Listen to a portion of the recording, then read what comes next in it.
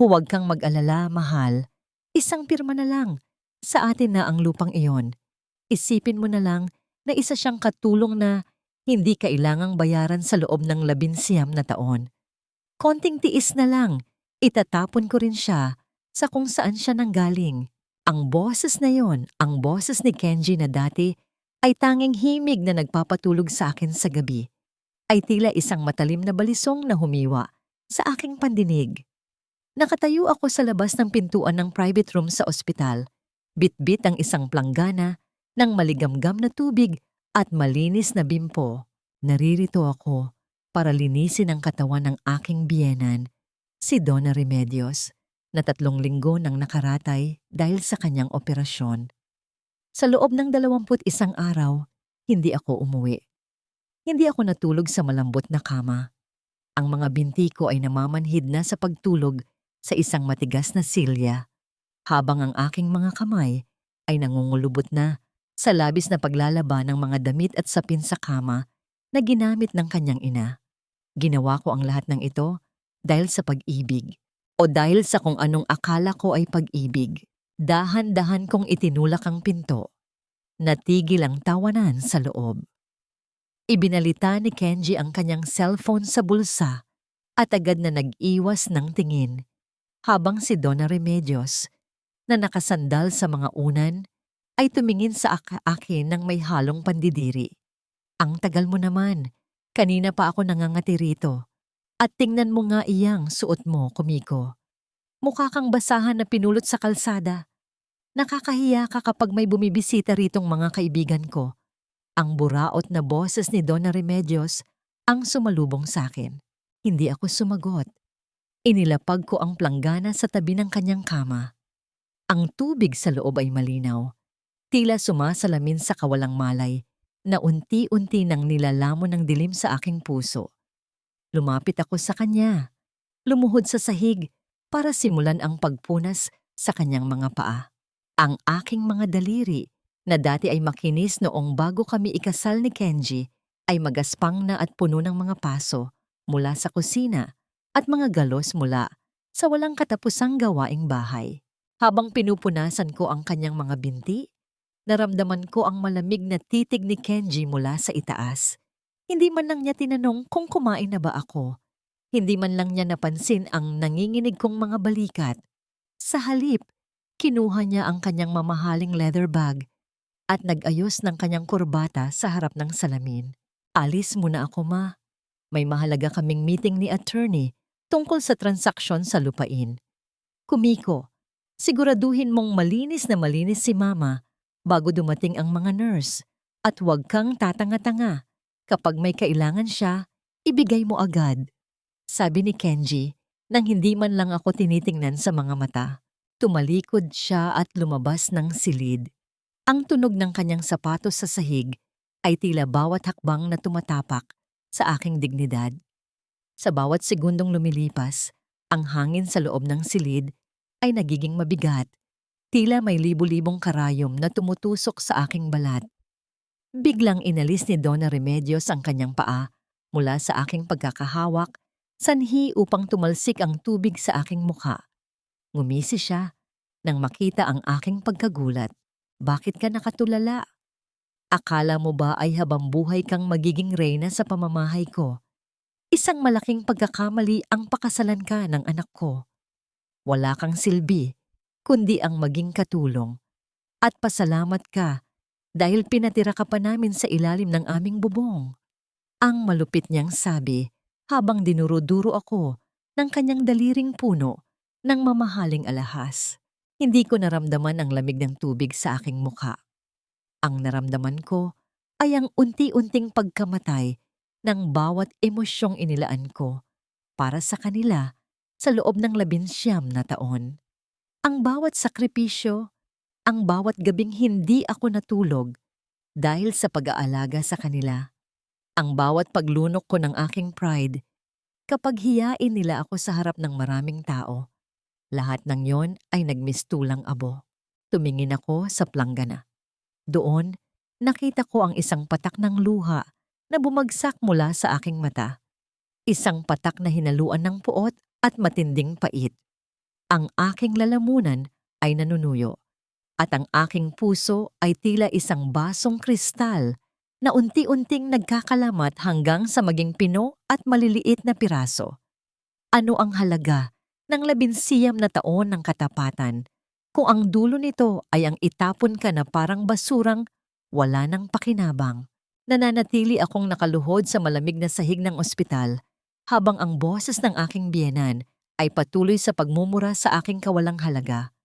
Ngunit sa gitna ng kanyang mga panlalait, isang tanong ang paulit-ulit na umaalingaw-ngaw sa aking isipan. Mas malakas pa sa anumang sigaw.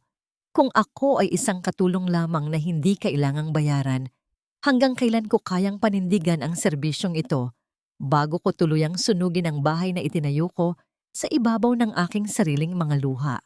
11 na taon na ang nakalilipas, ang puting belo na suot ko sa harap ng altar ay tila isang selyo ng aking habambuhay na pagkabilanggo. Naaalala ko pa ang boses ni Kenji nang mangako siya sa harap ng maraming tao na ako ang kanyang magiging reyna at hinding-hindi niya hahayaang pumatak ang aking luha. Ngunit sa bawat taon na lumipas, ang bawat patak ng luha na aking pinigil ay naging isang dagat na unti-unting lumulunod sa aking pagkatao. Nakatayo ako sa harap ng bintana ng ospital, pinapanood ang mga sasakyang nagmamadali sa ibaba. Ang refleksyon ko sa salamin ay tila isang estranghero. Ang mga mata ko ay wala ng kinang at ang aking balat ay tila papel na nalanta sa ilalim ng araw. 11 na taon akong nagsilbi, hindi bilang asawa, kundi bilang isang anino na sumusunod sa bawat utos at bawat luho ng pamilyang ito. Huwag kang tumingin sa malayo na parang may malalim na iniisip, Kumiko. Hindi bagay sa iyo ang maging dramatiko. Ang boses ni Donna Remedios ay muling bumasag sa katahimikan ng silid. Dahan-dahan akong lumingon sa kanya. Nakaupo na siya sa kanyang kama. Ang kanyang mga kamay ay abala sa pag-aayos ng kanyang mamahaling gintong kwintas. Tiningnan niya ako mula ulo hanggang paa. Ang kanyang mga mata ay puno ng paghatol. Alam mo, dapat kang magpasalamat sa amin. Noong pinakasalan ka ni Kenji, wala kang kahit ano. Isang mahirap na babae na ang tanging dala ay ang kanyang lupain sa probinsya na wala namang halaga. Kami ang nagbigay sa iyo ng pangalan. Kami ang nagpalamon sa iyo. Utang mo sa amin ang bawat butil ng kanin na kinakain mo. Patuloy niya. Ang bawat salita ay tila isang latay sa aking likuran. Ito ang tinatawag nilang utang na loob. Isang tanikala na gawa sa ginto, ngunit may lason sa bawat hibla. Sa loob ng halos 2 dekada, ginamit nila ang konseptong ito para pasunurin ako sa lahat ng gusto nila. Kapag napapagod ako, ipapaalala nila kung gaano ako kapalad dahil tinanggap nila ako. Kapag nasasaktan ako, sasabihin nila na wala akong karapatang magreklamo dahil sila ang nagligtas sa akin mula sa kahirapan. Pumasok muli si Kenji sa silid, may dalang mga papeles. Ang kanyang mukha ay seryoso, walang bakas ng pagmamahal o kahit man lang pag-aalala sa akin na asawa niya. Lumapit siya sa mesa at inilapag ang mga dokumento ng may diin. Kumiko, kailangan nating pag-usapan ang lupa sa probinsya. Sabi ni Mama, mas mabuting ilipat na yon sa pangalan ko para mas mapangalagaan. Tutal, bahagi ka na ng pamilyang ito? Wala namang pinagkaiba kung kanino nakapangalan. Diba? Ang sabi ni Kenji, ang kanyang boses ay tila isang negosyanteng nakikipag-usap sa isang kliyente. Tiningnan ko ang mga papeles. Iyon ang tanging alaala na iniwan sa akin ng aking mga magulang. Isang maliit na piraso ng lupa na puno ng mga puno ng mangga kung saan ako lumaki ng may dignidad at pagmamahal. Ngayon, gusto nilang kunin pati ang huling piraso ng aking pagkakakilanlan. Kailangan ko pa bang pirmahan iyan ngayon, Kenji? Ang sabi ng doktor ay kailangan ni Mama ng katahimikan. Ang mahina kong sagot, pilit na itinatago ang panginginig ng aking boses. Agad na nagbago ang anyo ni Donna Remedios. Ang kanyang mukha ay namula sa galit at pilit niyang iniabot ang kanyang kamay para abutin ang aking braso. Ang kanyang mga kuko ay bumaon sa aking balat. Huwag kang magmatigas, Kumiko. Akala mo ba ay may pagpipilian ka? Lahat ng meron ka ay dahil sa amin. Kung hindi mo pipirmahan ang mga papeles na yan, huwag kang magkakamaling umapak muli sa pamamahay ko paglabas ko rito. Itatakwil ka namin at sisiguraduhin kong wala kang mapupuntahan. Ang sigaw niya, ang kanyang boses ay nanginginig sa matinding puot. Tumingin ako kay Kenji. Umaasa na kahit kaunti ay ipagtatanggol niya ako. Ngunit tumalikod lamang siya at nagkunwaring may binabasa sa kanyang cellphone. Ang katahimikan niya ay ang pinakamasakit na sagot sa lahat. Naramdaman ko ang pag-ikot ng paligid. Ang silid ng ospital na ito ay tila naging isang selda na walang pintuan. Ang bawat dingding ay tila bumabagsak sa akin, dinudurog ang natitirang bahagi ng aking kaluluwa. Ang banta ng aking biyenan ay hindi lamang tungkol sa tirahan, kundi tungkol sa aking buong pagkatao. Inabot ko ang panulat na nasa tabi ng mga papeles. Ang aking kamay ay tila may sariling buhay. Tiningnan ko ang pangalan ko na nakasulat sa dokumento. Ang pangalang ibinigay sa akin ng aking ama nang may pagmamalaki. Ngayon, ang pangalang iyon ay nakahanda nang burahin ng sarili kong asawa. Bago pa man lumapat ang dulo ng panulat sa papel, isang malakas na pag-ubo mula sa kabilang kama ang bumasag sa tensyon. Si Lola Basyang, ang matandang pasyente sa tabi, ay nakatingin sa akin ng diretso sa mga mata. May kung anong mensahe sa kanyang mga mata. Isang babala o marahil ay isang paalala. Pirmahan mo na, Kumiko. Huwag mo nang hintayin na mawala ang lahat sa iyo. Ang malamig na utos ni Kenji na tila hindi napapansin ang aking pag-alinlangan. Nakahawak ako sa panulat. Ang dulo nito ay bahagyang tumama sa papel. Lumilikha ng isang maliit na batik ng tinta na tila isang itim na luha. Kung pipirmahan ko ito, mawawala ang huling koneksyon ko sa aking nakaraan. Ngunit kung hindi, saan ako pupunta? Sa gitna ng katahimikan, narinig ko ang mahinang bulong ni Donna Remedios sa kanyang sarili. Sapat na para marinig ko. Konting bilis para makuha na natin ang pera para sa bagong kotse ni Kenji. Ang panulat sa aking kamay ay tila naging isang pirasong bakal na nagbabaga. Ang aking puso ay tumitibok ng mabilis, tila isang ibong nagpupumiglas sa loob ng isang masikip na hawla. Isang malaking desisyon ang nakasalalay sa aking mga daliri. Isang desisyon na magtatakda kung ako ba ay mananatiling bilanggo o kung mayroon pa bang pagkakataon para sa isang bagong simula. Ang maliit na batik ng tinta sa puting papel ay tila isang mantsa sa aking kaluluwa na hinding-hindi na mabubura. Nakatingin ako sa dulo ng panulat, iniisip kong ang bawat kurit ba nito ay ang huling hininga ng aking kalayaan. Ngunit sa gitna ng tensyon, ang malakas na pag-ubo ni Lola Basyang mula sa kabilang kama ay tila isang banal na gambala. Kenji, mamaya na yan. Hindi ba't nakikita mong hirap na ang asawa mo? Ang mahinang boses ni Lola Basyang ay pumailan lang sa tahimik na silid. Lumingon si Kenji. Ang kanyang mukha ay bakas ng matinding inis. Inayos niya ang kanyang kurbata at padabog na ibinaba ang mga papeles sa mesa. Ang tunog ng mga papel na tumama sa kahoy ay tila isang babala na hindi pa siya tapos. Sige, Kumiko. Pag-isipan mo muna. Pero tandaan mo, ang pasensya ko ay may hangganan. Huwag mong hintayin na pati ang huling pagkakataon na ibinibigay ko sa iyo ay mawala. Ang malamig na banta ni Kenji bago siya tuluyang lumabas ng silid. Ang pagbukas at pagsara ng pinto ay nag-iwan ng isang nakabibinging katahimikan. Si Donna Remedios naman, matapos ang kanyang mahabang panlalait, ay unti-unti nang dinalaw ng antok dahil sa epekto ng kanyang gamot. Ang kanyang mabigat na paghinga ay ang tanging tunog na maririnig. Isang tunog na dati ay nagbibigay sa akin ng takot, ngunit ngayon ay nagbibigay sa akin ng pagkakataon na huminga. Lumapit ako sa kama ni Lola Basyang para ayusin ang kanyang kumot. Tiningnan niya ako ng may malalim na pag-unawa. Ang kanyang mga mata, bagamat malabo na dahil sa katandaan, ay tila nakakakita sa pinakamalalim na bahagi ng aking puso. Manting ibon, ang mahina niyang bulong habang hinahawakan ng aking kamay. Ang kanyang balat ay kasing lambot ng lumang seda, ngunit ang kanyang hawak ay may taglay na kakaibang lakas. Bakit mo hinahayaang putulin nila ang iyong mga pakpak sa ngalan ng isang pag-ibig na matagal nang pumanaw? Hindi ako nakapagsalita.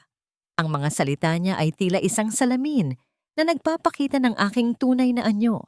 Isang anyong hindi ko na nakikilala. Sa loob ng 19 na taon, nakalimutan ko na kung paano lumipad. Nakalimutan ko na kung sino si Kumiko bago niya nakilala si Kenji. Minsan ang pagtitiis ay hindi tanda ng katapangan, kundi tanda ng takot. Patuloy ni Lola Basyang. Kinuha niya ang isang pirasong dalandan mula sa kanyang mesa at iniabot ito sa akin. Kainin mo ito. Ang tamis nito ay magpapaalala sa iyo na may buhay pa sa labas ng mga pader na ito. Huwag mong hayaang ubusin nila ang iyong tamis hanggang sa maging mapait ka na rin tulad nila. Ang simpleng kilos na yon, ang pag-abot ng prutas at ang mainit na haplos sa aking kamay, ay ang unang pagkakataon sa loob ng maraming taon na naramdaman kong ako ay isang tao at hindi lamang isang kagamitan. Ito ang aking gintong sandali sa gitna ng impyerno. Isang paalala na mayroon pang kabutihan sa mundo na hindi humihingi ng kapalit. Nang lumaon, lumabas muna ako ng silid para kumuha ng mainit na tubig sa hallway. Ang amoy ng antiseptic at ang malamig na hangin ng ospital ay tila sumasakal sa akin. Habang naglalakad ako pabalik, may isang babaeng mabilis na naglalakad patungo sa kabilang direksyon.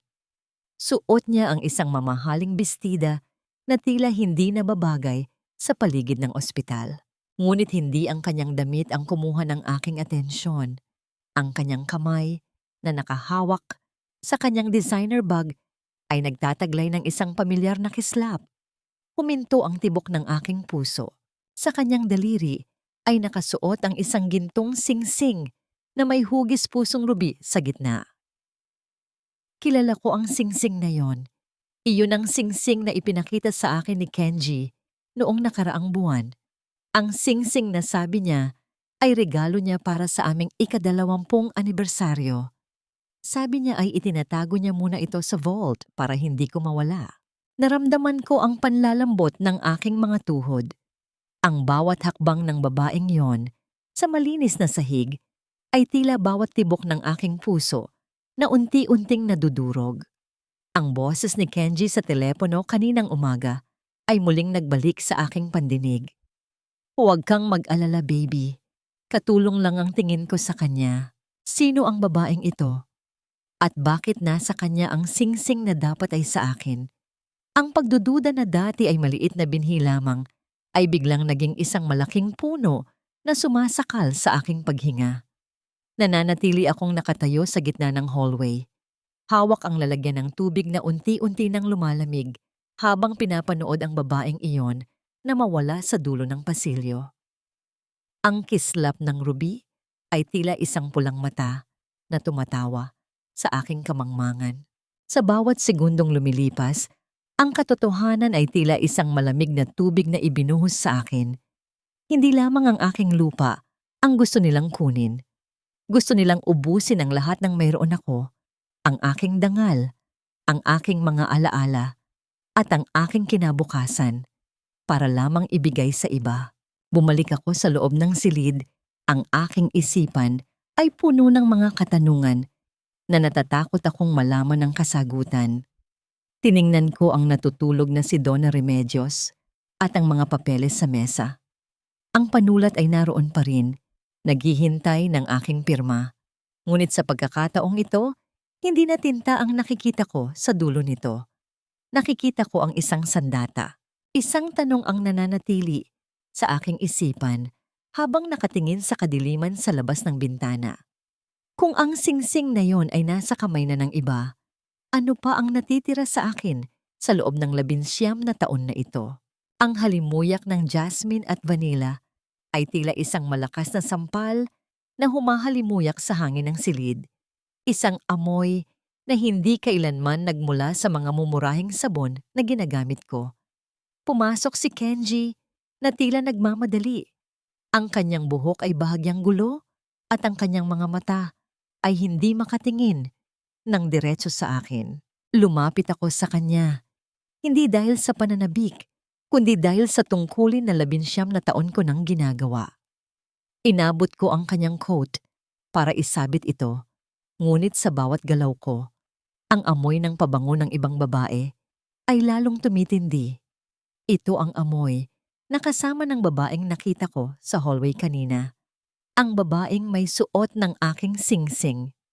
Kenji, saan ka galing? Ang tanong ko ay mahina. Tila isang bulong na natatakot mabasag ang katahimikan. Huminto siya sa pag-aayos ng kanyang manggas at tumingin sa akin nang may halong inis. Sinabi ko na sa'yo, di ba? Galing ako sa meeting kasama ang mga business partners ko. Bakit ba kailangang paulit-ulit ang tanong mo?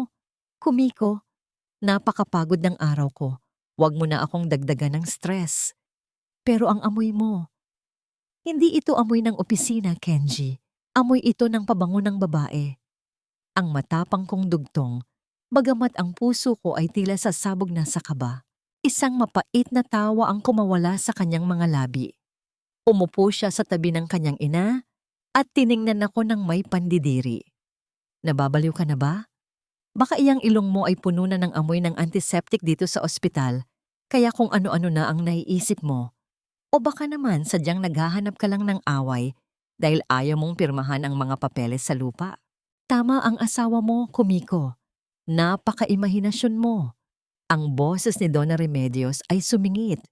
Puno ng pangungutya habang nakasandal sa kanyang mga unan.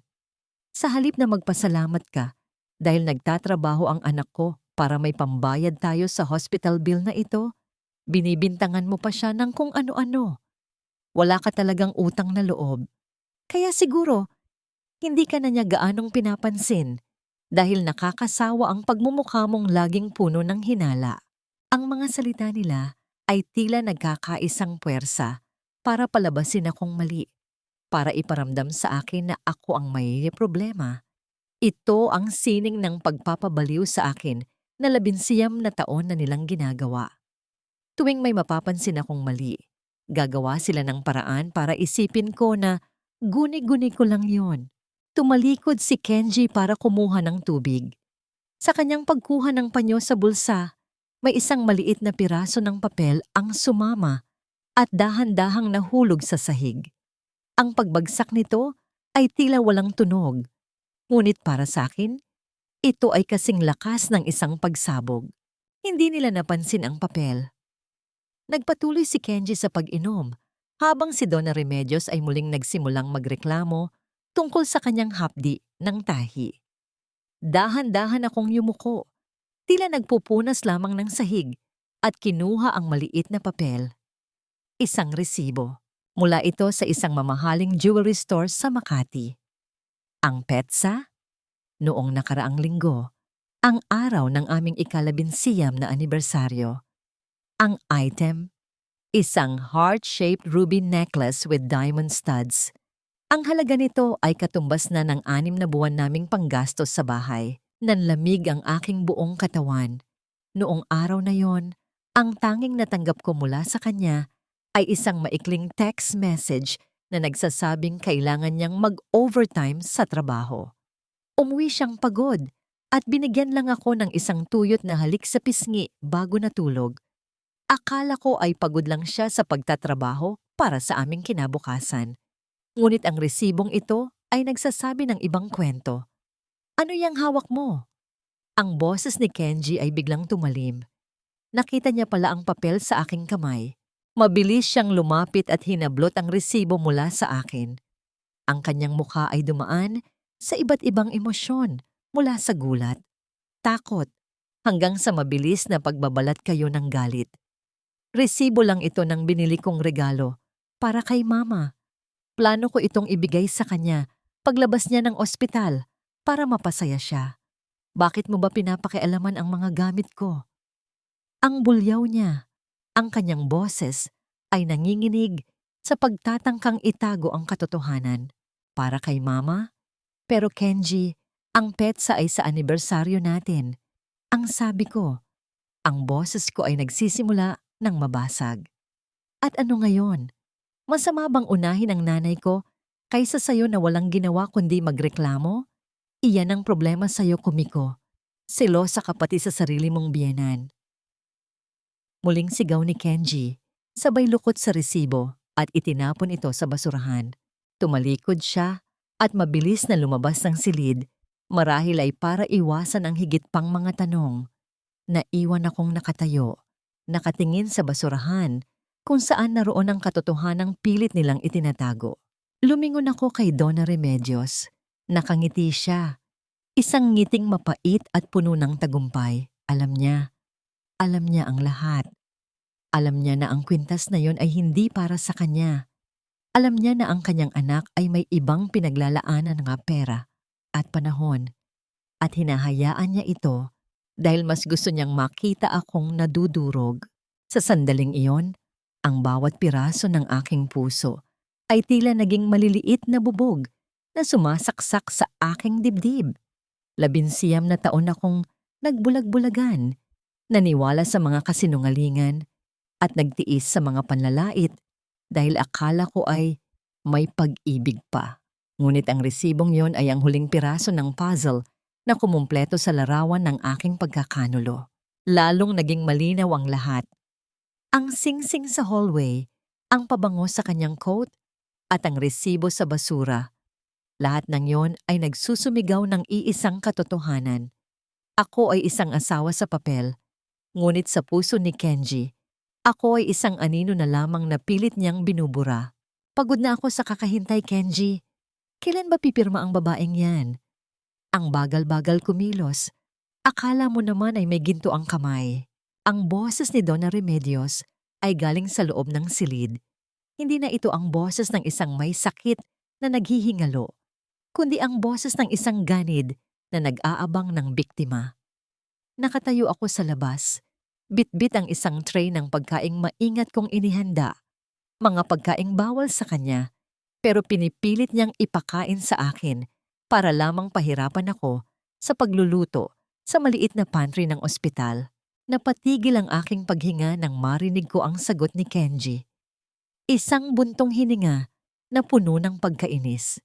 Konting tiis na lang, ma. Malapit na siyang bumigay. Alam mo naman si Kumiko, basta iparamdam mo na kailangan natin siya, gagawin niya ang lahat.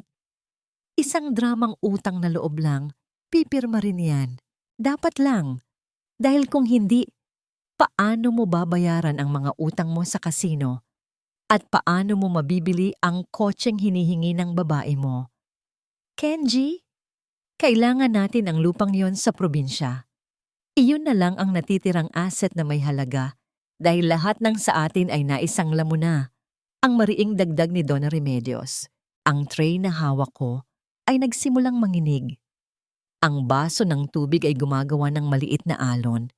Tila sumasalamin sa bagyong namumuo sa loob ng aking dibdib.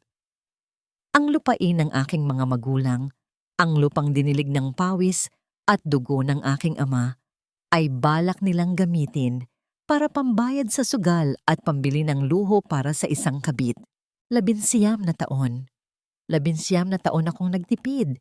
19 na taon akong hindi bumili ng bagong damit para lang makatulong sa gastusin sa bahay. Habang ako ay nagtitiis sa mga lumang gamit, ang asawa ko ay naglulustay ng pera sa sugalan at sa ibang babae. At ang biyenan ko ay kasabwat sa bawat kasinungalingan. Huwag kang mag-alala, ma. Ang boses ni Kenji ay puno ng kumpiyansa. Ang boses na dati ay nagbibigay sa akin ng katiwasayan, ngunit ngayon ay nagbibigay sa akin ng dumi. Kapag nakuha na natin ang pirma niya at naibenta ang lupa, wala na tayong kailangan sa kanya. Itatapon ko siya pabalik sa probinsya. Wala siyang pera, Wala siyang kakampi. Magmumukha siyang baliw kung magsusumbong siya. Mabuti pa nga, ang tawa ni Donna Remedios ay tila isang matalim na kuko na kumakalos sa aking puso. Para sa akin, patay na ang silbi niya.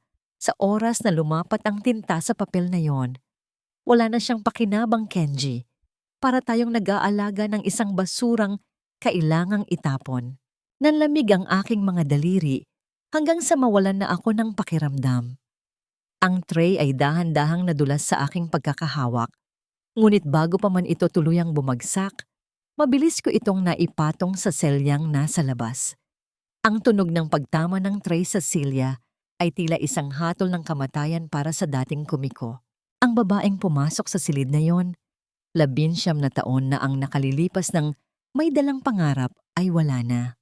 Ang natira ay isang babaeng nakatayo sa dilim ng pasilyo, nakikinig sa sarili niyang asawa at biyenan na pinagpaplanuhan ang kanyang pagkawasak. Hindi ako pumasok sa loob. Tumalikod ako at naglakad palayo. Ang bawat hakbang ko ay tila bumabaon sa malinis na sahig ng ospital. Ang bawat hininga ko ay may lasa ng apdo. Ang sakit ay wala na sa puso ko. Umakyat na ito sa aking utak. Nagiging isang malinaw at malamig na plano. Tinignan ko ang aking mga kamay. Ang mga kamay na nag-alaga sa kanila, nagluto para sa kanila, at naglinis ng dumi nila.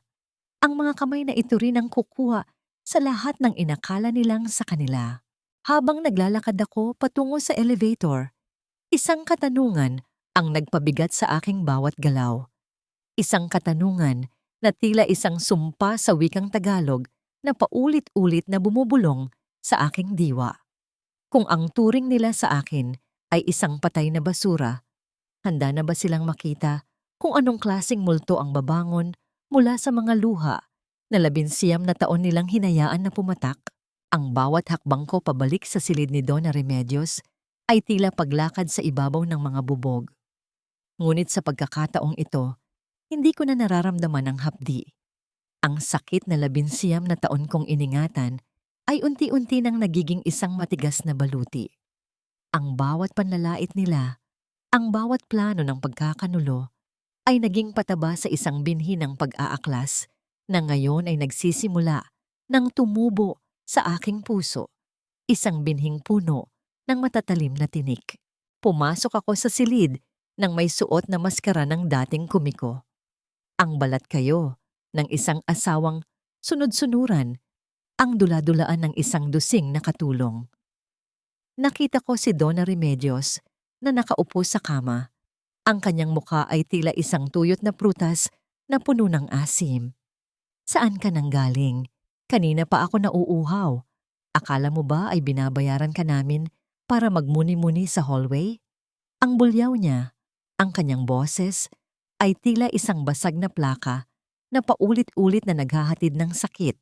Hindi ako sumagot ng may paghingi ng paumanhin. Sa halip, lumapit ako at iniabot ang baso ng tubig. Tiningnan ko siya ng diretso sa mga mata, isang bagay na hindi ko kailanman ginawa noon. Ang kanyang mga mata ay nanlaki sa gulat. Marahil ay napansin niya ang kakaibang lamig sa aking tingin. Nang makatulog muli ang matanda, dahan-dahan akong lumapit sa kama ni Lola Basyang. Siya ang aking tahimik na saksi, ang anghel na nakakita sa aking bawat pagluha. Lola, ang mahina kong bulong, ang aking boses ay nanginginig sa pagitan ng takot at determinasyon. Gusto ko nang lumaban, pero wala akong kahit ano. Wala akong kakampi. Hinawakan ni Lola Basyang ang aking kamay. Ang kanyang haplos ay tila isang mainit na kumot sa gitna ng taglamig. Mayroon kang sarili mo, Kumiko, at mayroon kang katotohanan. Iyan ang pinakamalakas na sandata. Kinuha niya ang isang lumang piraso ng papel mula sa ilalim ng kanyang unan at isinulat ang isang pangalan at numero. Tawagan mo siya, si Attorney Manuel. Anak siya ng matalik na kaibigan ng tatay mo. Matagal ka na niyang hinahanap, ngunit palaging hinaharangan ng pamilya ng asawa mo ang anumang balita tungkol sa'yo. Ang aking puso ay tumalon sa kaba. Mayroon pa palang naghahanap sa akin? Mayroon pa palang nakakaalala sa anak ng isang magsasaka mula sa probinsya? Lumabas ako ng silid bitbit ang aking cellphone, ang tanging gamit na hindi nila gaanong pinapakialaman dahil luma na ito. Sa dulo ng madilim na pasilyo ng ospital, tinawagan ko ang numero. Ang bawat tunog ng pagring ay tila isang pintig ng pag-asa. Hello? Attorney Manuel? Ang boses ko ay halos hindi lumabas sa aking lalamunan. Nang marinig ko ang kanyang boses, isang boses na puno ng profesionalismo ngunit may bahid ng malasakit, naramdaman ko ang unang pagkakataon na may nakinig sa akin. Ipinaliwanag ko ang lahat. Ang panloloko, ang lupa, ang pang-aabuso. Sinabi niya sa akin ang kailangan kong gawin. Ebidensya. Kailangan ko ng matibay na patunay ng kanilang mga balak. Bumalik ako sa silid ng mabilis. Nakita ko si Kenji na pumasok. May dalang bagong set ng mga papeles. Ang kanyang mukha ay tila isang lobo na nag-aabang sa kanyang biktima. Kumiko, kailangan mo na talagang pirmahan ito. Nagigipit na tayo sa pambayad sa hospital. Huwag kang makasarili. Ang sabi niya habang inilalapag ang papeles sa mesa sa tabi ng natutulog niyang ina. Sandali lang, Kenji. May kukunin lang ako sa ibaba. Bibilhan ko lang ng gamot si Mama. Ang pagdadahilan ko, ang aking puso ay tila isang tambol na nagwawala sa aking dibdib.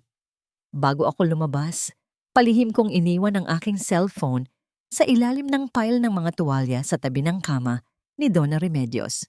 Naka-on ang voice recorder nito. Ang bawat salita nila, ang bawat plano ng pagkakanulo ay kailangang maitala. Naglakad ako palayo, nagtatago sa likod ng pader ng hallway, naghihintay na lumipas ang ilang minuto. Ang bawat segundong dumadaan ay tila isang oras. Paano kung tumunog ang phone? Paano kung makita nila? Nang bumalik ako pagkalipas ng 10 minuto, nakita ko si Kenji na nakatayo malapit sa mga tuwalya. Ang kanyang kamay ay nakahawak sa isa sa mga bimpo. Ang aking mundo ay tila huminto sa pag-ikot. Ang lamig ay gumapang mula sa aking mga paa hanggang sa aking ulo. Anong ginagawa mo rito? Akala ko ba ay bumili ka ng gamot? Ang tanong ni Kenji, ang kanyang mga mata ay naniningkit sa hinala. Dahan-dahan siyang lumapit sa tumpok ng mga tuwalya. Ang kanyang daliri ay nagsimulang mag-angat sa tela, kung saan nakatago ang aking huling alas. Ang aking hininga ay naputol. Ang katahimikan sa silid ay tila isang mitya na malapit ng sumabog. May naririnig akong kakaibang tunog. Ang sabi ni Kenji habang dahan-dahang inilalapit ang kanyang tenga sa ilalim ng mga tuwalya. Ang bawat tibok ng aking puso ay tila isang tambol na nagbabanta sa katahimikan ng silid. Isang tunog na sapat na upang ibunyag ang lahat ng aking itinatago. Nakita ko ang mga daliri ni Kenji na dahan-dahang gumagalaw patungo sa tumpok ng mga tuwalya. Ang bawat sentimetro ng distansya ay tila isang taon ng aking buhay na nakataya. Isang maling galaw, isang maling tunog, at ang lahat ng aking pinaplano ay maglalaho na parang usok. Kenji! Ang tawag ng isang nurse mula sa pinto ay tila isang anghel na bumaba mula sa langit. Kailangan po kayong pirmahan sa labas para sa mga bagong gamot ni Donna Remedios. Huminto ang kamay ni Kenji. Tumingin siya sa akin nang may hinala bago muling tumingin sa pinto. Sandali lang, ang sagot niya nang may pagkairita. Muli niyang tiningnan ang mga tuwalya, ngunit dahil sa pagmamadali ng nurse, mabilis siyang tumalikod at lumabas ng silid. Nang sumara ang pinto, tila nawalan ako ng lakas. Napasandal ako sa dingding. Ang aking hininga ay humahabol sa bilis ng aking kaba. Mabilis kong kinuha ang cellphone mula sa ilalim ng mga tela. Ang screen nito ay nagpapakita ng 10 minuto ng pagre-record. Ang aking mga kamay ay nanginginig habang itinatago ko ito sa bulsa ng aking luma at kupas na bestida. Pumunta ako sa banyo ng ospital at tiningnan ang aking sarili sa salamin. Ang nakikita ko ay hindi na ang Kumiko na may mga pangarap.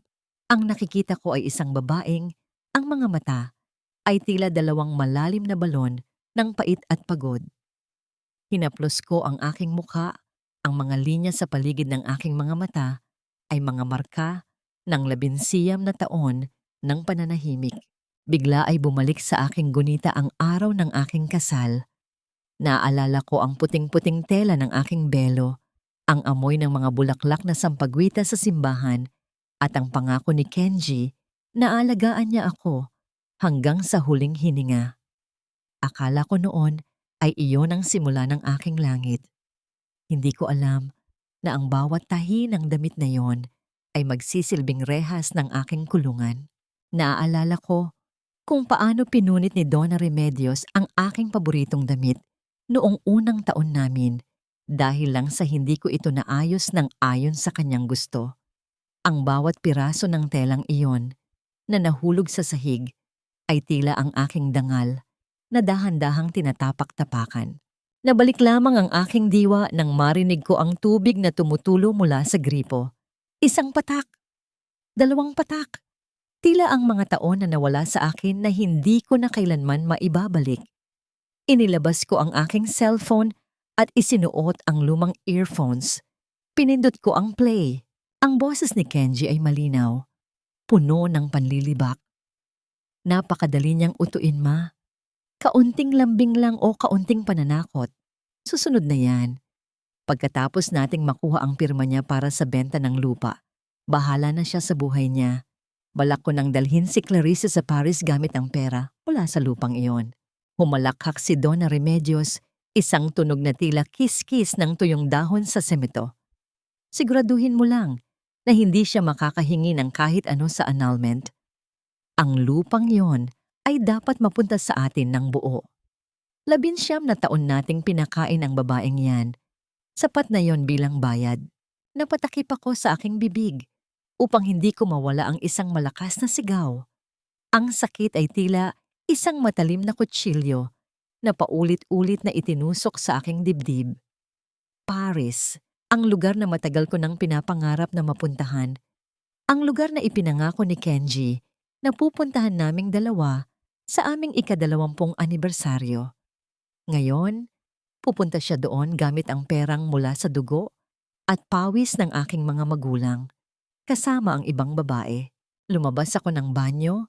Ang bawat hakbang ko ay puno ng determinasyon na hindi ko kailanman naramdaman noon. Ang kumiko na laging yumuyuko ay pumanaw na sa loob ng banyong yon. Ang naglalakad ngayon sa pasilyo ay isang babaeng wala ng takot mawala ang lahat. Dahil matagal na nilang kinuha ang lahat sa kanya. Pagbalik ko sa silid, nakita ko si Lola Basyang na tila nag-aabang.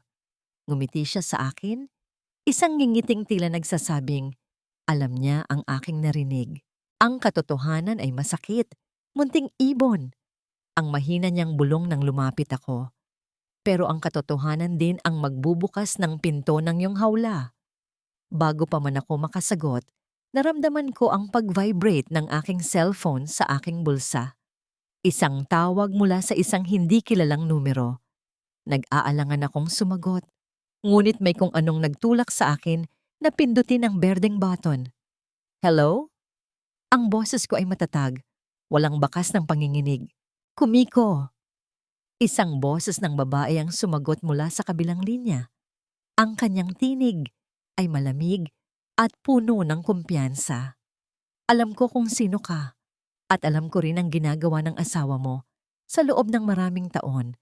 Kung gusto mong malaman ang buong katotohanan tungkol sa kung saan napupunta ang bawat sentimo ng perang pinagpaguran mo, magkita tayo bukas. Natigilan ako. Ang aking paningin ay nagdilim ng bahagya. Sino ang babaeng ito? At paano niya nalaman ang aking numero? Tumingin ako kay Kenji na pabalik na sa silid. Ang kanyang mukha ay puno ng kasinungalingang 11 na taon ko nang pinaniniwalaan. Sino ang kausap mo? Ang tanong ni Kenji. Ang kanyang boses ay muling puno ng pagdududa habang papalapit sa akin. Wrong number lang, Kenji. Inaalok ako ng kung anong insurance. Ang mabilis kong sagot habang pilit na pinapakalma ang panginginig ng aking mga kamay. Ibinaba ko ang cellphone sa mesa ng may pag-iingat, tila isang bombang anumang oras ay sasabog. Tiningnan ako ni Kenji ng matagal. Ang kanyang mga mata ay tila naging dalawang madilim na butas na naghahanap ng anumang bakas ng kasinungalingan. Pagkaraan ng ilang sandali, isang mapait na ngiti ang sumilay sa kanyang mga labi. Isang nangiting hindi kailanman nakarating sa kanyang mga mata. Mabuti naman. Akala ko kung sino na. Siguraduhin mo lang na hindi ka nag-aaksaya ng oras sa mga walang kwentong tawag, Kumiko. Marami pa tayong gagawin. Ang sabi niya bago lumapit sa kanyang ina para ayusin ang kumot nito. Nang sumapit ang gabi, sa gitna ng malamig at payapang silid ng ospital, hindi ako dinalaw ng antok. Ang bawat buntong hininga ni Donna Remedios at ang mahinang hilik ni Kenji na natutulog sa sofa ay tila mga hiyaw sa aking pandinig. Dahan-dahan akong tumayo at lumapit kay Lola Basyang. Gising pa ang matanda. Tila naghihintay sa aking susunod na hakbang. Pumunta ka na, munting ibon. Ang liwanag ay matatatagpuan mo sa dilim. Ang bulong niya, ang boses niya ay tila kuskos ng seda sa hangin. Lumabas ako ng silid. Ang aking mga yapak sa malinis na sahig ay walang tunog. Tila isang multong gumagala sa pasilyo. Nagtungo ako sa dulo ng ospital, malapit sa fire exit, kung saan walang gaanong tao at ang liwanag ay nagmumula lamang sa isang aandap-andap na bumbilya. Doon may isang babaeng nakatayo sa anino. Suot niya ang isang lumang jacket at kupas na pantalon. Malayo sa imahe ng babaeng nakita ko sa hallway kahapon. Nang humarap siya sa akin, naramdaman ko ang isang pamilyar na kurot sa aking puso. Si Nanay Isabel, siya ang dating katulong ni Donna Remedios na bigla na lamang pinalayas 3 taon na ang nakalilipas dahil sa paratang na nagnakaw siya ng alahas. Isang paratang na alam kong gawa-gawa lamang ni Donna Remedios dahil ayaw na nitong bayaran ang separation pay ng matanda. Kumiko, ang boses ni Nanay Isabel ay basag, puno ng emosyong labis na kinimkim. Pasensya ka na kung ngayon lang ako nagpakita. Natatakot ako sa kanila, pero hindi ko na kayang sikmuraan ang naririnig ko mula sa mga dating kasamahan ko sa labas. Hinawakan niya ang aking mga kamay.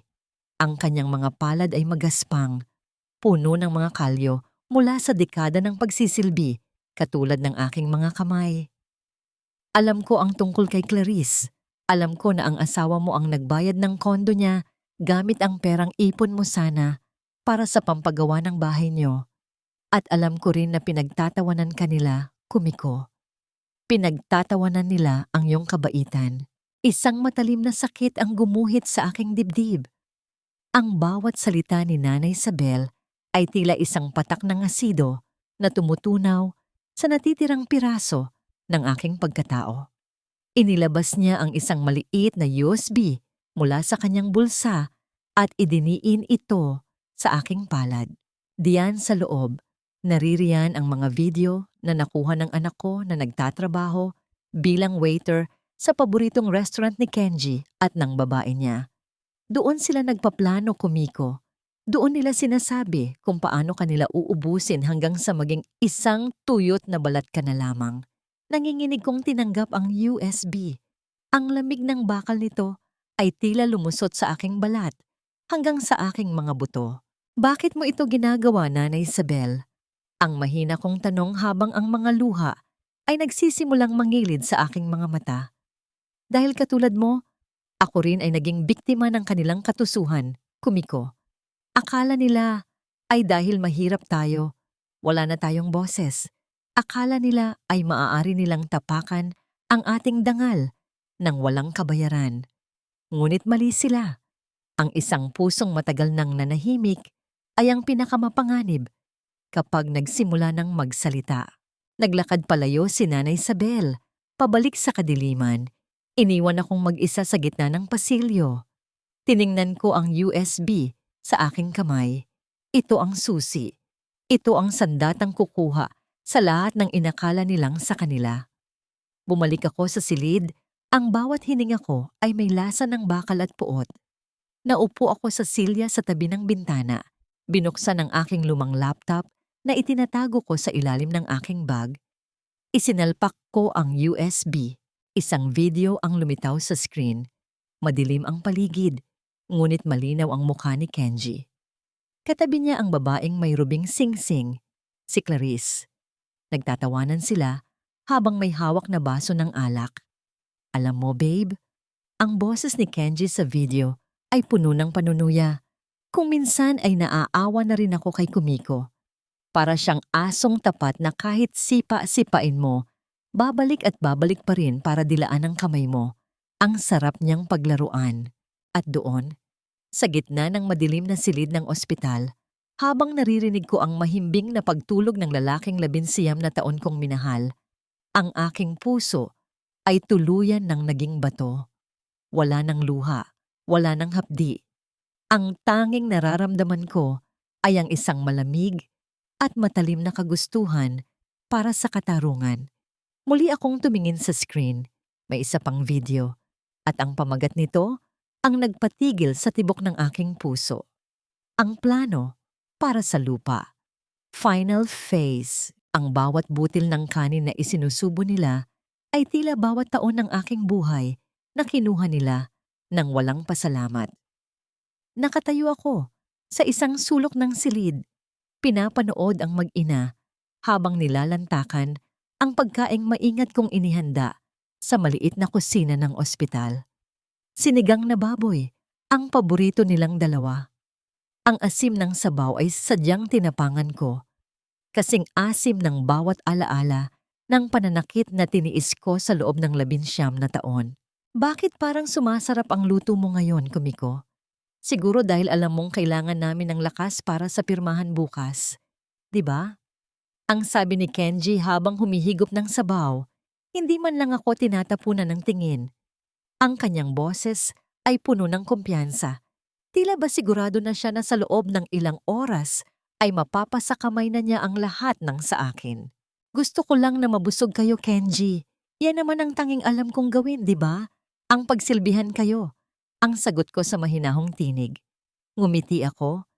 Isang nangiting hindi umabot sa aking mga mata.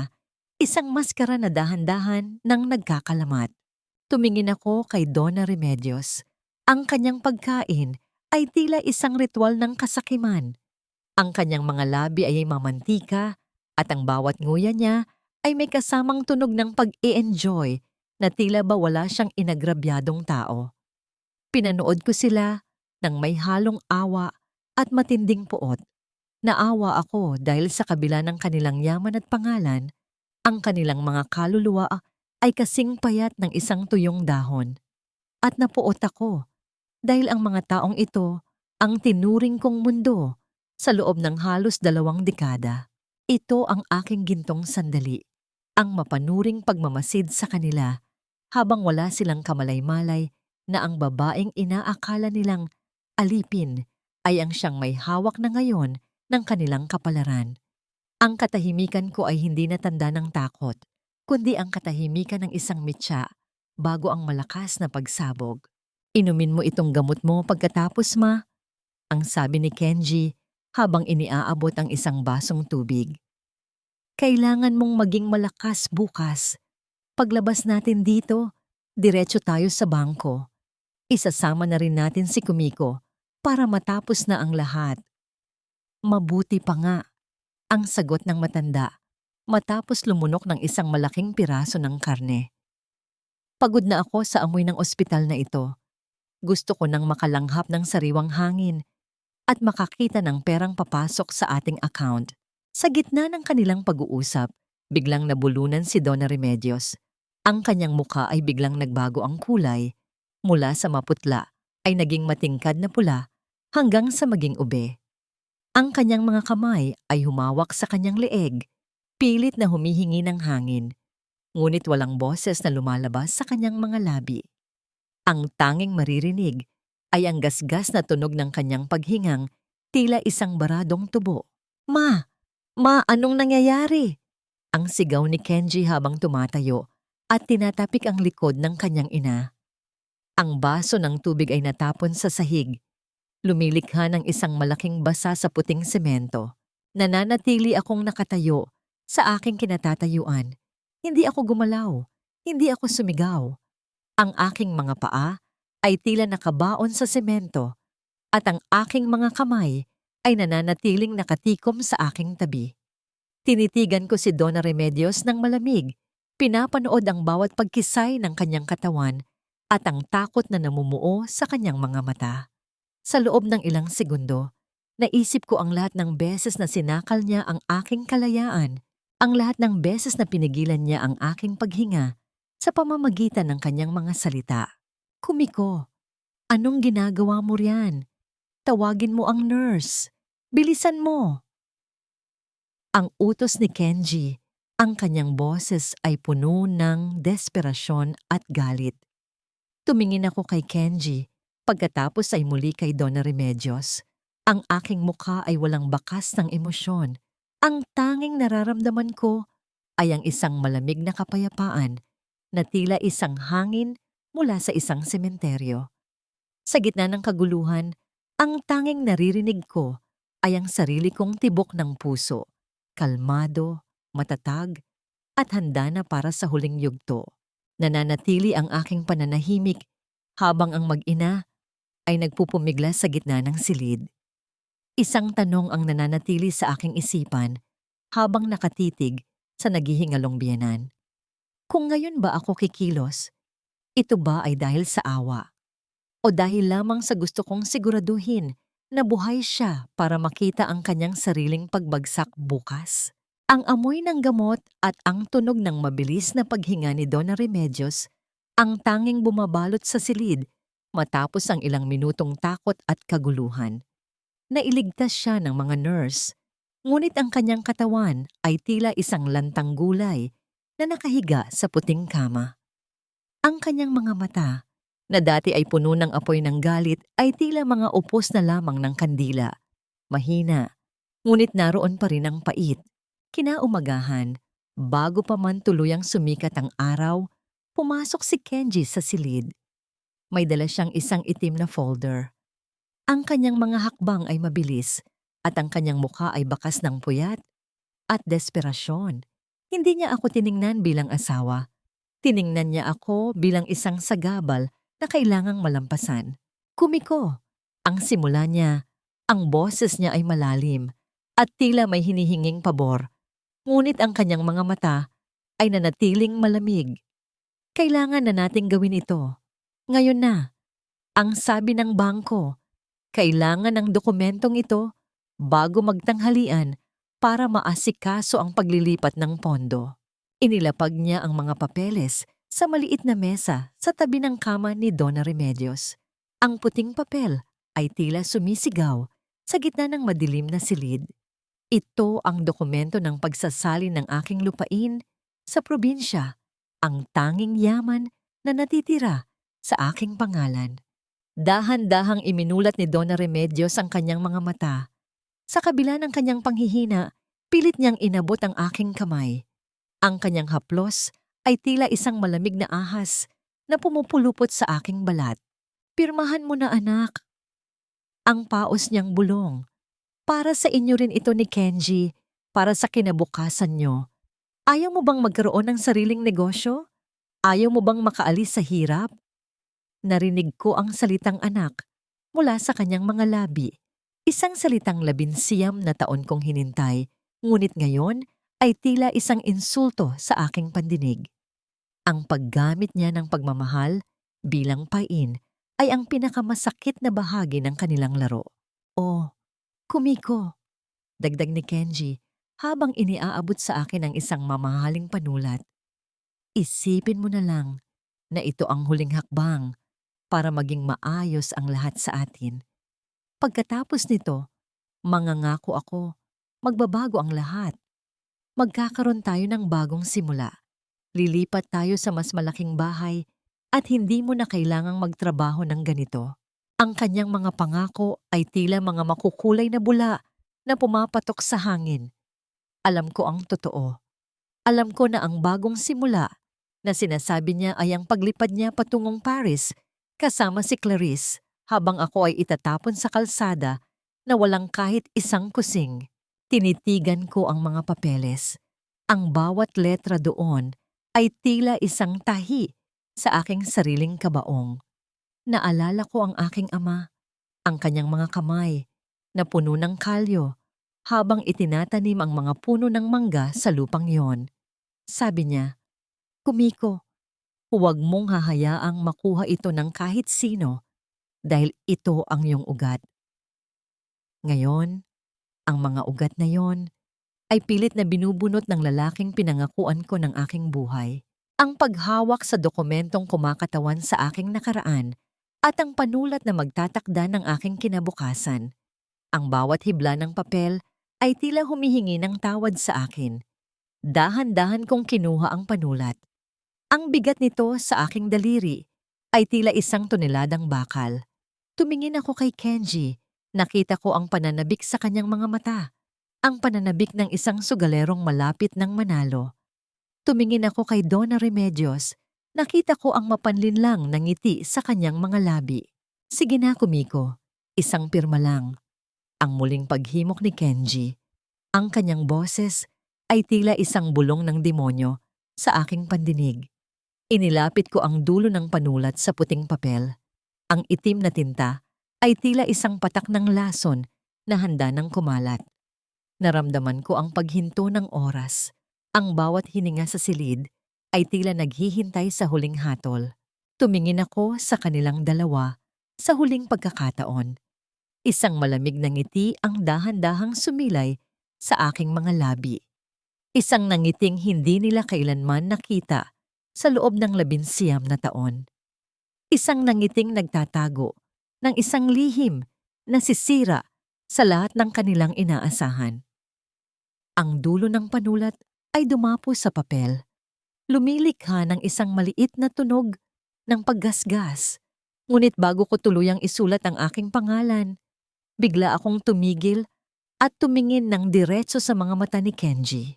"Bago ko ito pirmahan, Kenji, nasaan ang singsing na ruby na itinago mo sa vault?" Ang bawat salita ko ay tila isang malakas na kulog sa gitna ng tuyot na kapatagan. Nakita ko ang biglang pagbabago sa mukha ni Kenji. Ang kanyang mga mata na kanina ay puno ng pananabik ay napalitan ng isang malalim na kalituhan at ang kanyang mga labi ay bahagyang nanginig bago siya nakapagsalita. Anong sinasabi mong singsing, Kumiko? I told you, nasa vault yon sa bahay. Safe na safe iyon doon." Ang mabilis niyang sagot, ngunit ang panginginig ng kanyang boses ay hindi niya naitago. Iniwas niya ang kanyang tingin at pilit na inayos ang mga papeles sa mesa. Isang kilos ng isang taong gustong takasan ang isang bitag. Dahan-dahan kong ibinaba ang panulat. Ang tunog ng pagtama ng plastik sa kahoy na mesa ay tila isang hatol na pinal. Tumingin ako kay Donna Remedios na ngayon ay nakatingin din sa kanyang anak nang may pagtataka. Pagkatapos ay muli kay Kenji. "Hindi ko ito pipirmahan, Kenji," ang sabi ko sa boses na kasing lamig ng hangin sa sementeryo. "Ano?" Ang sigaw ni Kenji. Ang kanyang mukha ay biglang namula sa matinding galit. "Are you out of your mind, Kumiko? Pagkatapos ng lahat ng sakripisyo namin para sa'yo, pagkatapos ng lahat ng gastos dito sa ospital, ngayon ka pa mag-iinarte? Pirmahan mo yan ngayon din." Hindi ako gumalaw. Nanatili akong nakaupo. Ang aking mga kamay ay payapang nakapatong sa aking hita. Tiningnan ko siya ng diretso sa mga mata. Ang aking paningin ay hindi kumukurap. Ang aking katahimikan ay tila isang matibay na pader na pilit niyang binubunggo, ngunit hindi niya matitibag. Ito ang aking sandata. Ang pananahimik na dati ay tanda ng aking kahinaan, ngunit ngayon ay tanda ng aking kapangyarihan. "Bakit ka tumitingin ng ganyan? Magsalita ka. Sumagot ka sa akin." Ang muling bulyaw ni Kenji habang hinahampas ang mesa. Ang baso ng tubig sa tabi ay muntik ng matumba. Lumilikha ng maliit na alon sa loob nito. Sa kabilang banda, si Donna Remedios ay nagsimulang humikbi ng pilit. "Kumiko, paano mo ito nagagawa sa amin? Akala ko ba ay mahal mo kami? Ang lupang yan ang tanging pag-asa natin para hindi tayo tuluyang malubog sa utang. Gusto mo ba kaming mamatay sa gutom? Wala pa rin akong sinabi. Pinanood ko ang kanilang drama ng may halong pagkasuklam. 19 na taon nilang ginamit ang aking damdamin para pasunurin ako. Ngunit sa sandaling ito, ang kanilang mga salita ay tila mga tuyot na dahon na tinatangay ng hangin. Walang bigat, walang talab. Ang takot ay nagsimulang gumapang sa mukha ni Kenji nang mapansin niyang hindi na ako nadadala sa kanyang mga sigaw. Ang kanyang paghinga ay naging mabilis at mabigat. Kinuha niya ang kanyang cellphone mula sa bulsa. Marahil ay para tawagan ang kanyang abogado o ang kanyang kabit para humingi ng tulong. Ngunit tila may naalala siya. Teka, ang mga alahas mo, ang bulong ni Kenji, ang kanyang boses ay tila isang hangin na nawalan ng lakas. Nasaan ang mga alahas na itinago ko sa maliit na safe sa kwarto natin? Tumingin siya sa akin. Ang hinala sa kanyang mga mata ay naging isang matinding pangamba. Ang mga alahas na yon, ang mga huling pamana ng aking ina na palihim niyang kinuha at itinago para sana ibenta, ay ang kanyang huling alas kung sakaling hindi ko pirmahan ng lupa. Nananatili akong tahimik. Ang aking mga labi ay nakatikom sa isang misteryosong nangiti. Ang katahimikan sa loob ng silid ay tila isang mitya na malapit ng matapos. Isang malaking sikreto, ang unti-unti nang lumalabas sa dilim. At ang bawat segundong lumilipas ay tila bawat hakbang patungo sa kanilang pagkawasak. Mabilis na hinalughog ni Kenji ang kanyang bag. Hinahanap ang susi ng kanilang bahay o ang anumang dokumento na magpapatunay na naroon pa ang mga gamit na inaasahan niya. Ngunit nang makita niyang wala ang mga ito, ang kanyang mukha ay naging kasing puti ng papel. Kumiko, anong ginawa mo? Ang paos niyang tanong habang nanginginig ang kanyang buong katawan. Ang kalayaan ay hindi laging nagsisimula sa isang malakas na hiyaw. Kung minsan, ito ay nagsisimula sa isang masakit at madilim na katahimikan. Nakatayo ako sa gitna ng silid habang pinapanood si Kenji na tila isang baliw na hinahalughog ang kanyang mga gamit. Ang kanyang mukha ay balot ng pawis at ang kanyang mga mata ay nanlilisik sa takot. Alam niya na ang mga alahas na itinuturing niyang huling baraha ay wala na sa kanyang mga kamay. Nasaan ang mga yon, Kumiko? Huwag mo akong subukan. Ibalik mo ang mga alahas na yon kung ayaw mong masaktan. Ang sigaw ni Kenji, ang kanyang boses ay tila isang hayop na nasusukol sa kanto. Hindi ako sumagot. Tiningnan ko lamang siya ng may halong awa. Ang lalaking ito, na 19 na taon kong pinagsilbihan, ay nagmukhang isang kaawa-awang estranghero sa aking paningin. Lumabas ako ng silid nang hindi nagpapaalam. Iniwan ang kanyang mga mura at ang pilit na pag-iyak ni Donna Remedios. Kailangan kong huminga. Kailangan ko ng lakas na tanging sang isang tao lamang sa ospital na ito ang nakakapagbigay sa akin. Ngunit pagdating ko sa kama ni Lola Basyang, sinalubong ako ng isang nakabibinging katahimikan.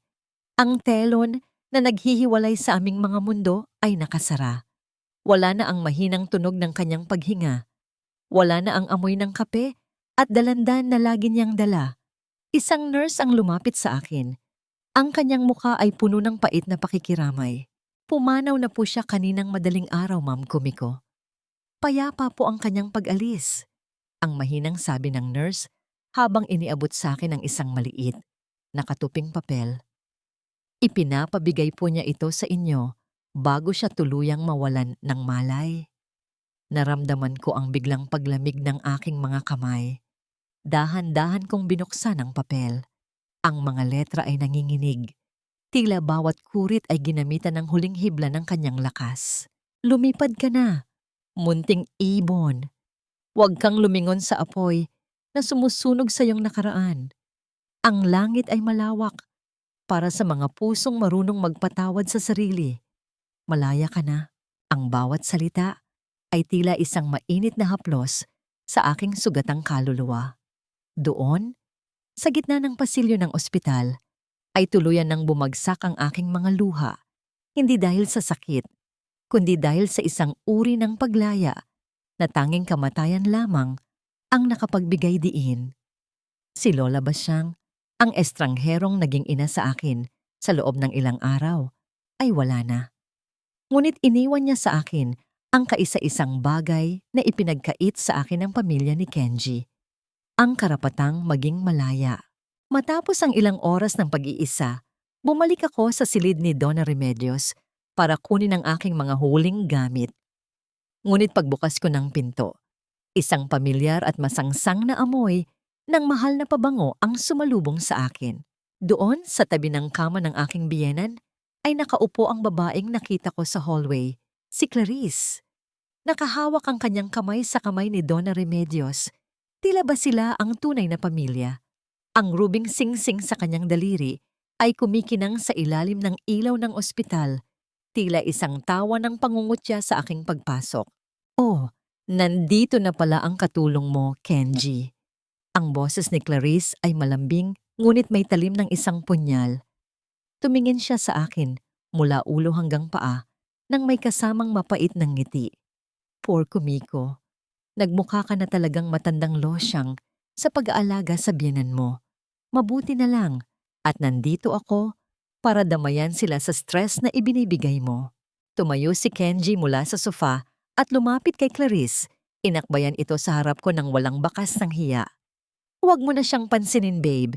Isang pirma na lang at mawawala na ang basurang iyan sa buhay natin. Mama, ayos ka lang ba? Huwag kang magpa-stress sa babaeng yan. Si Donna Remedios ay tumingin sa akin nang may tagumpay sa kanyang mga mata. Salamat, Clarice. Buti ka pa. Alam mo ang halaga ng pamilya. Hindi tulad ng iba riyan. Matapos pakainin at patirahin sa loob ng 19 na taon, magmamatigas pa sa isang piraso ng lupa. Nakatayo ako sa pintuan, pinapanood ang tagpong tila isang teleserye ng pagkakanulo. Ang aking asawa, ang aking biyenan, at ang kabit, magkakasama sa ilalim ng iisang bubong ng kasinungalingan. Wala na ang hapdi.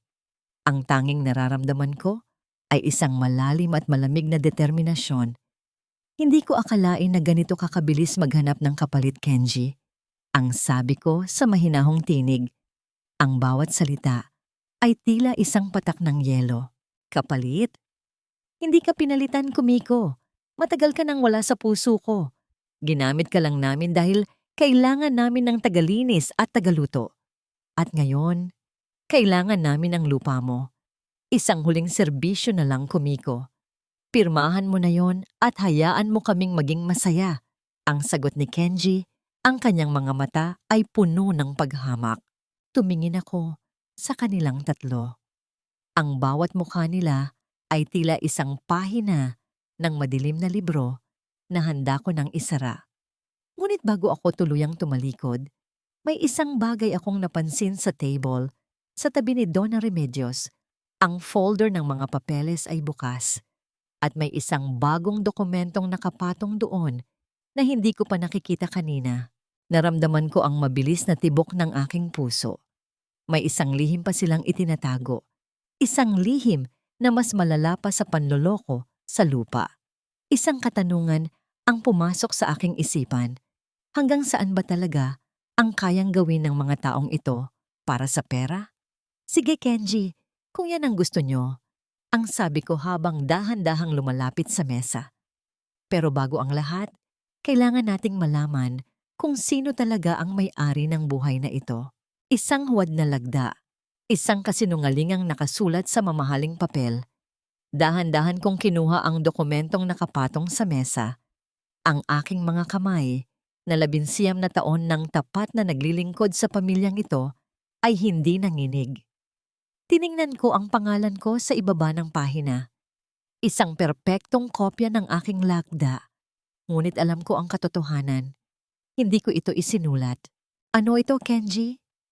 Ang boses ko ay kasing lamig ng bakal. Walang bakas ng emosyong maaari nilang gamitin laban sa akin. Napatayo si Kenji. Mabilis na lumapit at hinablot ang papel mula sa aking kamay. Ang kanyang mukha ay dumaan sa iba't ibang kulay, mula sa pamumutla hanggang sa isang mapait na pamumula ng galit at pagkahiya. Wala ka nang pakialam dyan, Kumiko. Sabi ko sa'yo, pirmahan mo na ang dokumento sa lupa at umalis ka na. Huwag mo nang gawing komplikado ang lahat. Tumawa ng mahina si Clarice habang nilalaro ang kanyang buhok. Huwag mo nang itanggi, Kenji. Sabihin mo na sa kanya ang totoo. Tutal, wala naman na siyang magagawa. Kumiko, hindi lang ang lupa mo ang kailangan namin. Ang katotohanan ay bankrupt na ang pamilya ni Kenji. Lahat ng ari-arian na ipinagmamayabang ni Donna Remedios ay nakasanla na. Ang lagdang iyon ay para sa isang loan na gagamitin namin para makapagsimula sa Paris. Ginamit ka lang naming collateral sa loob ng mahabang panahon. Naramdaman ko ang isang malakas na pagpintig sa aking sentido.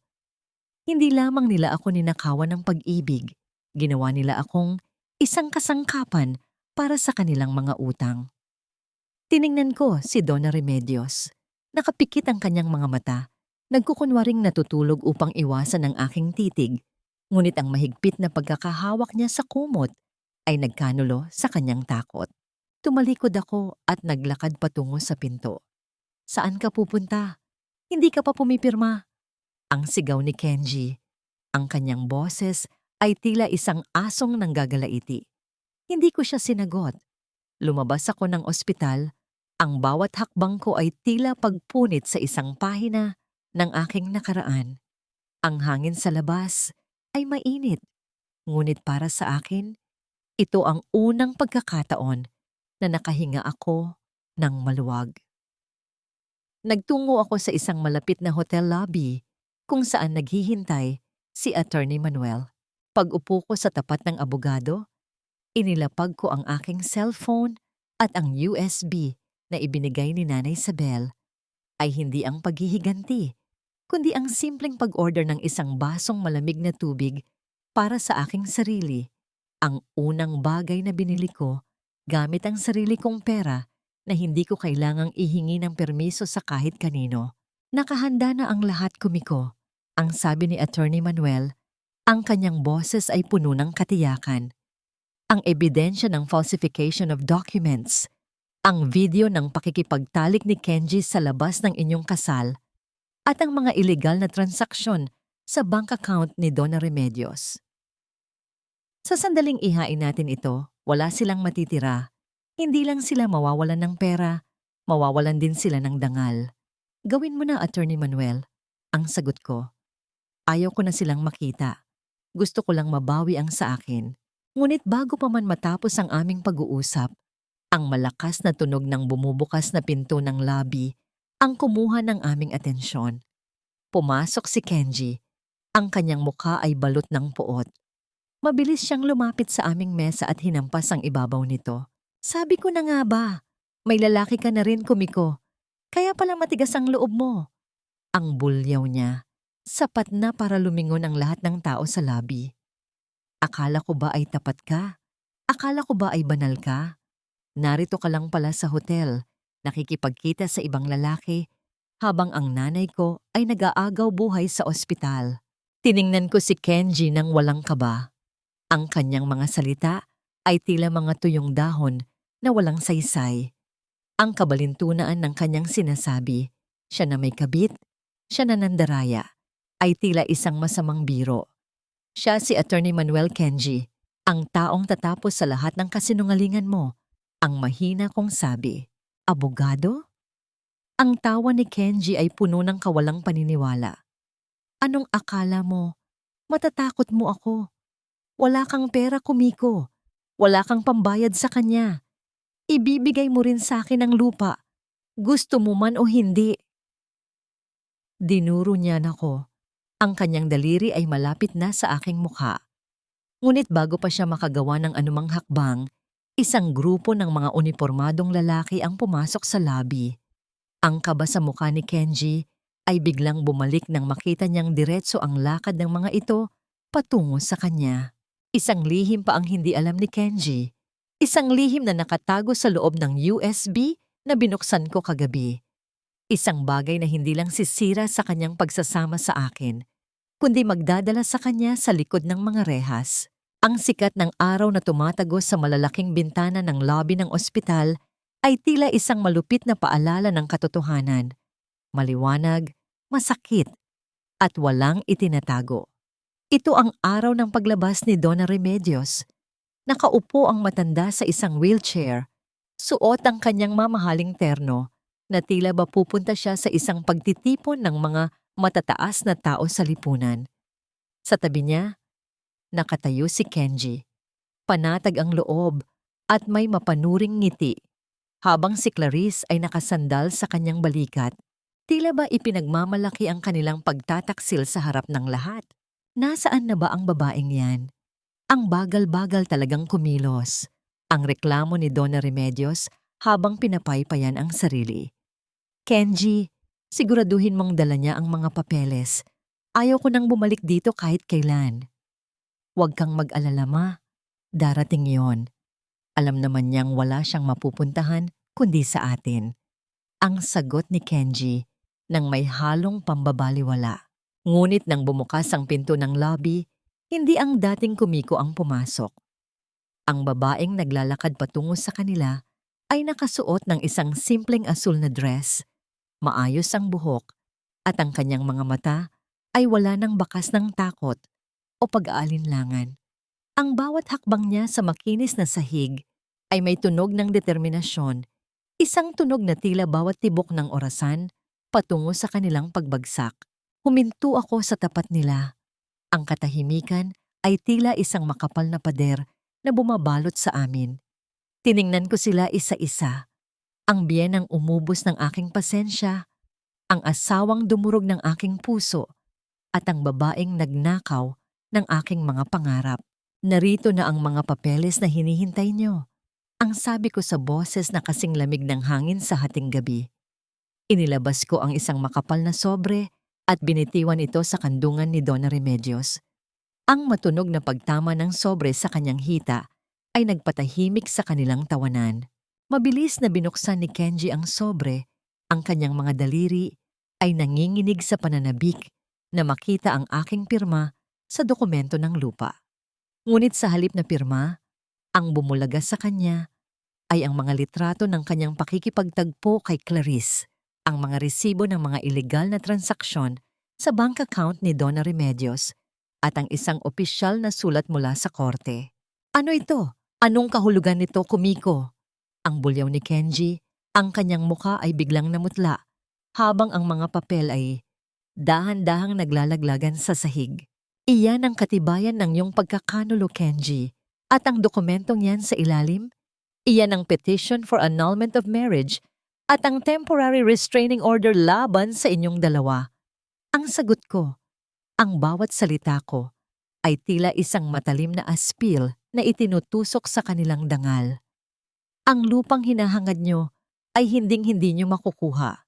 Sa katunayan, ang lahat ng accounts nyo ay frozen na dahil sa kasong falsification of documents na isinampa ko kaninang umaga.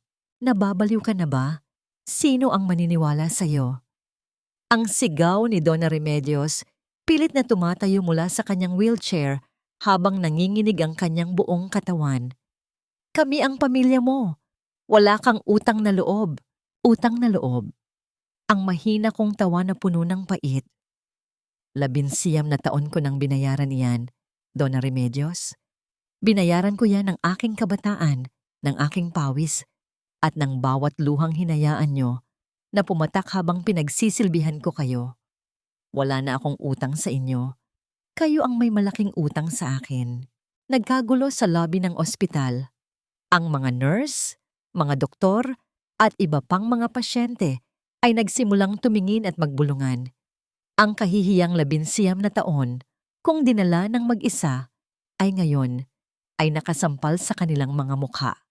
Si Clarice ay pilit na nagtatago sa likod ni Kenji, ngunit ang kislap ng rubing singsing sa kanyang daliri ay tila isang mantsa na hindi na mabubura. Hindi mo ito magagawa sa akin, Kumiko. Papatayin kita. Ang hiyaw ni Kenji habang sinusubukan niyang lumapit sa akin.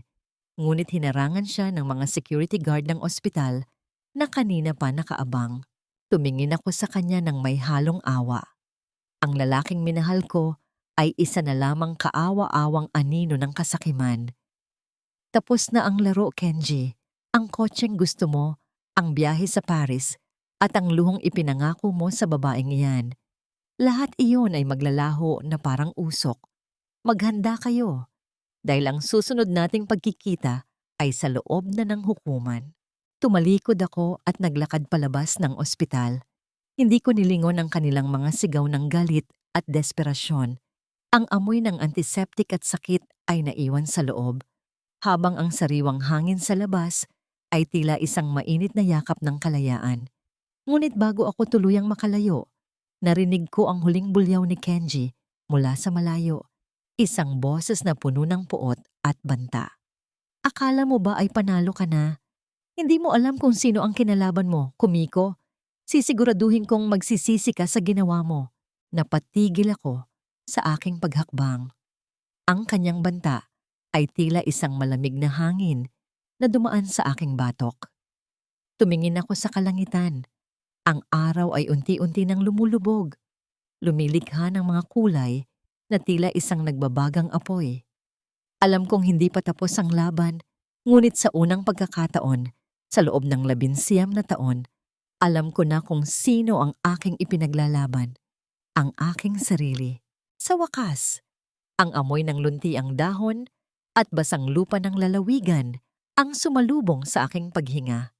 Malayo sa nakakasakal na amoy ng antiseptic sa ospital at sa mausok na hangin ng Maynila, ang bawat bugso ng hangin dito sa aming probinsya ay tila isang malamig na haplos na nagpapahilom sa aking mga sugat. Nakatayo ako sa gitna ng lupain ng aking mga magulang, ang lupang 19 na taon kong pinrotektahan mula sa mga ganid na kamay. Ang mga puno ng mangga ay hitik sa bulaklak, tila mga puting bituin na bumaba sa lupa para saksihan ang aking pagbabalik. Pumasok ako sa aming lumang bahay. Ang mga hakbang ko sa sahig na gawa sa nara ay naglalabas ng mahinang tunog ng pagsalubong. Tila kinikilala ako ng bawat sulok ng tahanang ito. Ang alikabok na naipon sa loob ng maraming taon ay tila ang mga alaala ng aking pagtitiis na kailangan ko nang linisin. Kinuha ko ang isang lumang karton at sinimulang ilagay doon ang lahat ng mga gamit na nagpapaalala sa akin kay Kenji at Donna Remedios, ang aking wedding album, ang mga lumang damit na laging nilalait ng aking biyenan, at ang mga panyong basang-basa ng aking mga luha. Lumabas ako sa bakuran at nagmitsa ng isang maliit na apoy. Pinanood ko ang paglamon ng apoy sa mga pahina ng aming kasal. Ang bawat kislap ng apoy ay tila bawat sakit na unti-unti nang nagiging abo. Ang usok na pumapaibabaw sa langit ay ang aking mga dalangin na sa wakas ay dininig na. Hindi ako nakaramdam ng panghihinayang. Ang tanging nararamdaman ko ay ang isang malalim at payapang kalayaan. Isang linggo matapos ang aking pagbabalik, nakatanggap ako ng tawag mula kay Attorney Manuel. Ang balita niya ay tila isang huling tuldok sa isang madilim na kabanata ng aking buhay. Si Kenji ay nahaharap na sa kasong estafa at falsification of documents. Dahil sa laki ng kanyang utang at sa pag-freeze ng kanilang mga assets, iniwan siya ni Clarice at tinangay ang natitira pa niyang mga alahas, kasama na ang rubing singsing na dati ay pinag-awayan namin. Si Donna Remedios naman ay nananatili sa isang pampublikong ward, mag-isa at walang sino mang dumadalaw, dahil ang lahat ng kanyang mga kaibigan ay tumalikod na sa kanya nang mawala ang kanyang yaman. Naramdaman ko ang isang kurot ng awa, ngunit mabilis din itong napawi ng katotohanang sila ang gumawa ng sarili nilang impyerno. Sabi nga nila, ang gulong ng palad ay hindi tumitigil sa pag-ikot, at ang bawat binaling kasamaan ay laging may katapat na kabayaran. Ang kanilang karma ay hindi ko na kailangang dumiin. Ang tadhana na mismo ang gumuhit ng kanilang katapusan. Naupo ako sa beranda habang pinapanood ang paglubog ng araw. Ang langit ay kulay kahel at lila, kasing ganda ng isang bagong simula. Ang aking mga kamay na dati ay nanginginig sa takot ay matatag na ngayon. Hawak ang isang baso ng mainit na tsaa. Wala na ang kaba. Wala na ang bigat sa aking dibdib. Sa loob ng 19 na taon, nakalimutan ko ang pakiramdam ng maging masaya nang walang hinihinging permiso. Ngayon, ang bawat segundo ay akin na. Biglang may narinig akong mahinang katok sa aming gate. Dahan-dahan akong tumayo. Ang aking puso ay tumitibok nang may kaunting kaba, ngunit hindi na takot. Nang buksan ko ang pinto, hindi si Kenji ang nakita ko. Hindi ang galit o puot ang sumalubong sa akin. Nakatayo doon si Nanay Isabel kasama ang kanyang anak. May dala silang basket ng mga sariwang gulay at may mga ngiti sa kanilang mga labi na tila nagsasabing hindi ako mag-iisa sa aking bagong simula. Kumiko, ang sabi ni Nanay Isabel. Ang boses niya ay puno ng init at pagmamahal. Narinig naming bumalik ka na. Narito kami para samahan ka. Sa sandaling iyon, tuluyan nang bumukas ang mga pintuan ng aking puso. Ang pagtitiis ay may hangganan, at ang hangganang iyon ay ang simula ng aking tunay na buhay. Ang huling patak ng aking luha ay hindi na para sa sakit, kundi para sa kagalakan ng isang pusong sa wakas ay nakauwi na sa kanyang tunay na tahanan. Sumisikat ang araw sa silangan. Ang mga gintong sinag nito ay dahan-dahang humahalik sa mga dahon ng mangga na hitik sa hamog. Nakaupo ako sa tinitingalang beranda ng aming lumang bahay. Hawak ang isang tasa ng kape na ang usok ay dahan-dahang sumasama sa malamig na hangin ng umaga. Ang katahimikan dito sa probinsya ay hindi nakakabingi. Ito ay isang musika ng kalikasan na tila bumubulong na ang lahat ay maayos na. Marami ang nagtatanong sa akin, lalo na ang mga kaibigan ko sa Maynila na nakasaksi sa aking pagbangon, kung napatawad ko na ba sina Kenji at Donna Remedios.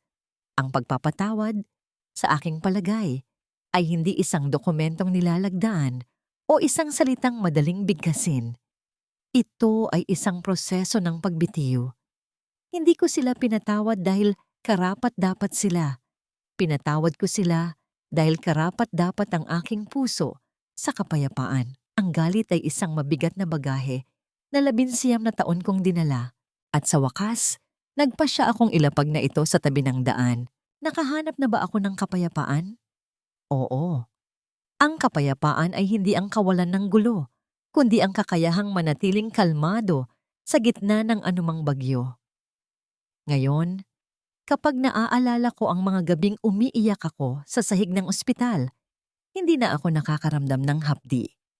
Ang mga alaalang iyon ay tila mga lumang pelikula na pinapanood ko mula sa malayo. Isang kwento ng ibang tao na marami akong natutunan. Ang aking kapayapaan ay ang pagtulog sa gabi nang walang kaba at ang paggising sa umaga nang may pangarap na para sa aking sarili lamang.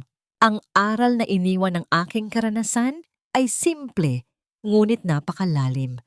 Ang pagtitiis ay may hangganan at ang kabaitan na walang kaakibat na paggalang sa sarili ay nagiging paanyaya sa pang-aabuso. Huwag nating hayaang ubusin ng ibang tao ang ating liwanag sa ngalan ng tungkulin o pag-ibig. Ang tunay na pag-ibig ay hindi humihiling na sirain mo ang iyong pagkatao. Sa halip, ito ang nagiging pundasyon upang ikaw ay mas lumago. Sa bawat babaeng nakikinig sa aking kwento, naway matutunan ninyong pahalagahan ang inyong mga kamay, hindi lamang sa pagsisilbi sa iba, kundi sa pagyakap sa inyong sariling dangal. Tiningnan ko ang aking mga palad. May mga marka pa rin ito ng nakaraan, mga kalyo ng pagsisikap at mga linya ng tadhana. Ngunit ngayon, ang mga kamay na ito ay ginagamit ko na sa pagtatanim ng bagong pag-asa.